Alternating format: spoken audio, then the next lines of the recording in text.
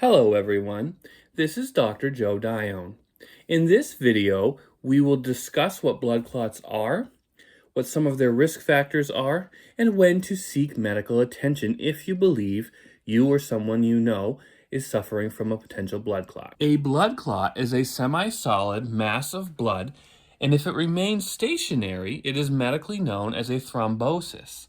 This can still obstruct blood flow by narrowing the diameter of the blood vessel that it's in. If it breaks loose, then the blood clot is known as an embolism, and this can move to different regions of the body. One region of primary concern is the lungs and the heart because veins return blood back to those organs. Blood clots often form in one of the larger veins of the body, such as the pulmonary vein.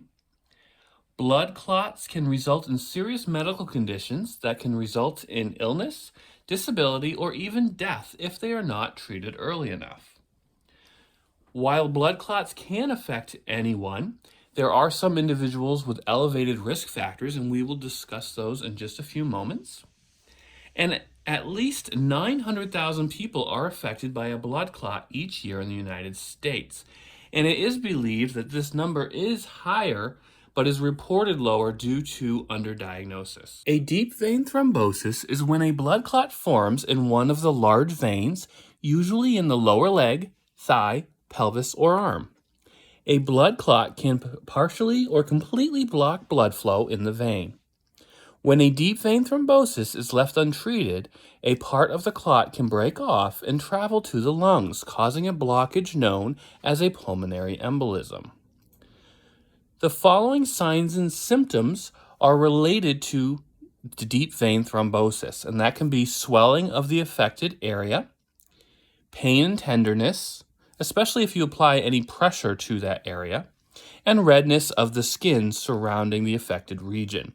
You want to contact your doctor immediately if you notice you have signs and symptoms of a deep vein thrombosis so that they can take action before it becomes a pulmonary embolism, in which you would have signs and symptoms of difficulty breathing, fast or irregular heartbeat, coughing up blood, extremely low blood pressure, lightheadedness or fainting. And if any of these occur in you or someone that you know, please call 911 to seek emergency medical attention. While blood clots can affect anybody, there are some particular risk factors that increase the potential for the development of a deep vein thrombosis or a pulmonary embolism. As we age, being over the age of 60 does increase the risk of a deep vein thrombosis. A lack of movement, especially in the legs, because as we move, our calf muscles squeeze the veins to bring the blood back to our heart and lungs. If we are not getting that movement, then the blood can remain stagnant. This often occurs in long-distance driving or flying, but can also happen if there's long-term bed rest, such as during an illness or a hospital stay. Injury or surgery can also increase the risk by causing damage to blood vessels. Pregnancy increases the pressure in the veins of the pelvis and legs, and the risk of blood clots from pregnancy can continue for up to 6 weeks after the baby is born. Being overweight increases the pressure in the veins of the pelvis and legs, thereby increasing the potential for blood clots in that region. Smoking affects how blood flows and clots and can increase the risk of a deep vein thrombosis. Having a personal or family history of a deep vein thrombosis or pulmonary embolism does increase our potential risk of possibly developing a deep vein thrombosis. And ultimately, in some individuals, there is a possible genetic predisposition to blood clots. While some of these risk factors, such as family history and genetics, can't really be altered by us and our behavior, there are some other things that we can do to try to prevent the onset of a blood clot. One is to always keep our legs moving, especially if we are going on a transatlantic flight or we are recovering from an illness, we want to make sure that we get up and move our legs so that the blood does not remain stagnant in our deep veins of our legs.